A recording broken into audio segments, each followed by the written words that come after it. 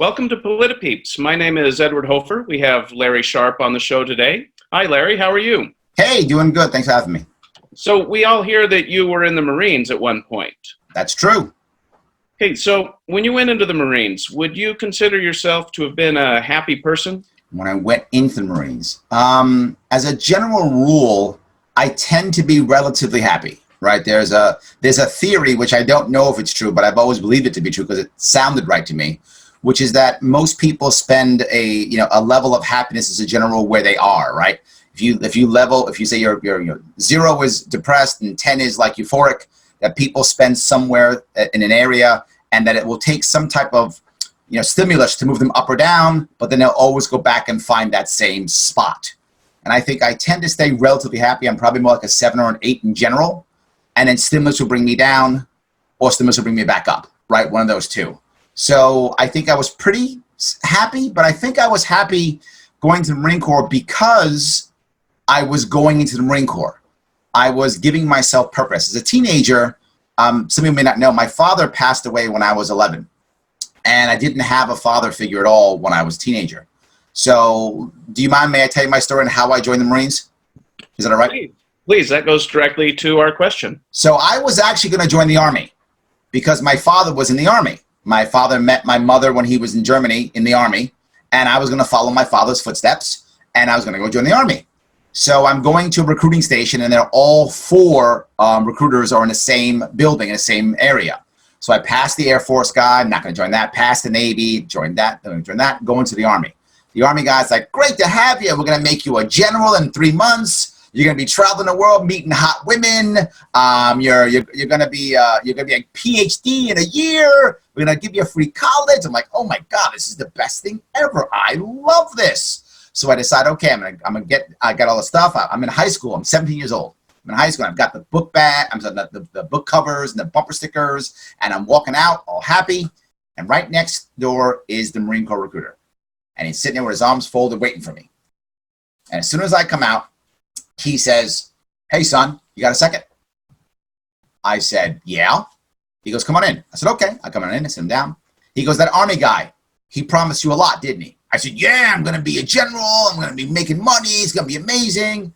He goes, you know what we call that? I said, what? He said, we call that the solar plan. Everything under the sun.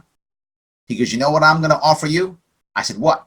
He said, 4 hard years. Are you ready? I said, yes. And I signed up. I took the Army stuff and threw it in the garbage, right? His garbage can. And I look back and I say, why did I do that? Now, then I didn't know. But looking back now, it was obvious. I was desperately searching for positive male role models. And I had none in my life. And he was offering me that. So what made me happy is I had purpose. I had a reason to do something. I was going to go off and be part of some larger community. So everything that makes me happy, the Marine Corps was that thing that I thought it was when I wanted to go join. In fact, I wasn't going to finish high school. I was literally going to join that weekend. I was like, I'm done. I'm dropping out of high school. When can I go? Can I get in the bus now? I was that much dedicated. He told me, he said, no, Larry, you want to finish high school. If you finish high school, you have a chance at getting an actual job guaranteed in the Marine Corps. And I said, done. The only reason I finished high school was the Marine Corps. So was going into the Marine Corps something like you finding your identity? Was that part of what it was about? Partially, I think, yes, because I'm still a Marine to this day. Right? I haven't been a Marine in over 30 years, and I'm still a Marine. I remember many things about the Marine Corps. I can still do Marine Corps things. I think about it often. If people notice when I'm out, I often wear my Marine Corps ribbon that I won. I wear that on my lapel. I'm very much the Marine. In fact, there's something crazy. I still don't wear sneakers unless I'm going to work out. And that's because, again, my first job as a Marine at 17, this was the idea that you only wear sneakers when you're going to do physical training. Otherwise, you're not in Marine Corps uniform. I don't know if that's true now, but that was true when I was in the 80s. That's what it was. And I still keep that mentality in my head, and you'll rarely see me wear sneakers unless I'm running out. And there's no rule. A lot of people wear sneakers all the time. I don't. And that's my own stuff in my head as a Marine. I still worry about keeping my hair short, right? I still do that because I feel like, oh, my hair's touching my ears. That's a problem. That's my Marine Corps time, right? I can grow an afro if I want to, but I feel like, I shouldn't. I have that same feeling. So I really am whenever I hear the anthem, I stand at attention. I don't have to, but Marines stand at attention when you hear the anthem. I still do it to this day. If I'm at a baseball game and the national anthem comes up, I stand at attention and won't talk to my friends until the anthem is over. So I still do all those things. So I think, yes, being a Marine is still very much part of my personality. Oh, that's great.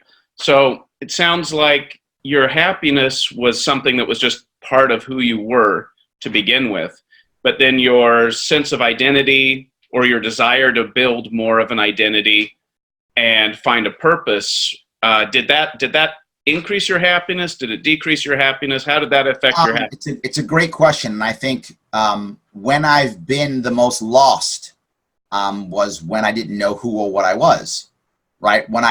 The one thing I enjoyed about the Marine Corps more than anything was there was definitely a sense of purpose. The world was black and white. I knew I was right and everybody else who said the Marine Corps was wrong. That was easy. But as I got older, that didn't connect with me anymore, right? I was in the Marine Corps for 7 years.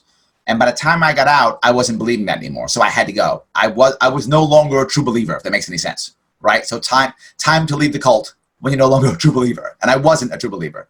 So I left. And I struggled a bit because, again, it was my first real job. So I got out and I struggled. Example, I ran a small school afterwards, right? I was a good leader. So I ran a small school afterwards. When I ran a small school, a guy called in saying, "Hey, Larry, I'm sick. I'm coughing. I'm sick." I didn't realize he was calling in sick. I was thinking, oh, so you tell me you can come in late or you need some help? The idea of calling in sick didn't exist for me. I'd never done it before. Marine Corps, you don't do it.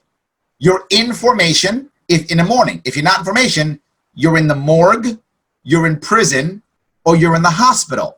Otherwise, you're in formation. It doesn't matter if you're sick or not. It doesn't change anything, right? That's how it was. That's all I knew. So transitioning for me was difficult to make that happen, and I struggled a bit. I struggled for a while. One of the purposes I had, believe it or not, was starting a small business. Starting a small business does give you purpose. So that was very valuable for me. So I really enjoyed that. That gave me purpose. Prior to that, I struggled for a while. Several different jobs, sales jobs, not really finding where I was. So that definitely gave me purpose. So what was your happiest moment in the Marine Corps then? Wow, tough question. I'm trying to think of my happiest moment. Or just a happy moment. It doesn't have to be the happiest. I've never been asked that question before. Tough for me to give you that one because I enjoyed many aspects of the Marine Corps. But I think probably one of the happiest moments was we had an inspector general inspection for my unit. And the entire unit, there were maybe, I think, 9 or 10 different areas that were inspected in my unit. And in the Marine Corps after that, there's outstanding, excellent, good, all those things, right? And the best is outstanding. 11 different areas. I was the only one who got an outstanding. And the best part about it is I was running an armory. It wasn't my job. So I was in charge of an armory that I was never trained to do at all. It's not my job at all. I was in intelligence. But they put me in charge of an armory because, hey, doesn't Sharpe lead stuff? Yeah, let's make him that. So they just threw me in it, which is my life.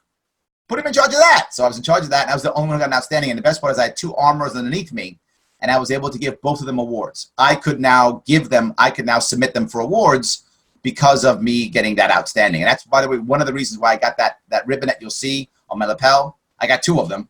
One of those ribbons is from that armory inspection, which I got an outstanding. Whenever everyone else in the unit got an excellent. So not only did you get outstanding, but it wasn't something that wasn't even your specialty. And I could help others. Like other people got stuff too, right? Because of what I got, I could then submit other awards for those in my unit. Yeah, that's really impressive. I've listened to my submission before, but now I had an outstanding on my record. Now they had to hear me. Yeah, that I can certainly see why that might make you happy. Yeah. What kind of advice would you give for people who are looking for a sense of identity and purpose, and maybe for people who don't feel as happy as they could be? Yeah, absolutely. There are a couple things I'd ask someone to do. The first thing is literally get a sheet of paper out or be with somebody and have this as a conversation and ask yourself this question. What are 3 hobbies that you really enjoy? Ask yourself that question. What are 3 hobbies you really enjoy? What are 3 things that you would do for free if you could, right? If you were in a position where you could do it, would you do it for free? What are 3 things? And talk that out with yourself or someone around, write it down, whatever the case may be. What 3 things do you like? When you get those 3 things, then say to yourself, okay, now what skill sets do I have? What skill sets do I have that help to make those things happen in some professional way? Then ask yourself, what communities exist that do these things that I enjoy so much? And then last, and this is all a conversation, last, what things have I gravitated towards both professionally and personally, whether it was for my job or not, whether it was to my detriment or not, whether it was the right answer or not, but I gravitated towards these things anyway. Then look at those 4 things, see if you can find any connection between those 4. If you can, that's probably the pathway to your happiness. Thank you. That sounds like very good advice. So how can people find you, Larry? You always go to sharpeway.com, go to the Sharpe Way with Larry Sharpe Facebook page, Sharpe Way Twitter, Sharpe Way YouTube, and of course, Sharpe Way Instagram. And we are Politipeeps, so if you haven't already, please like, subscribe, and share this, and don't forget to ring the bell.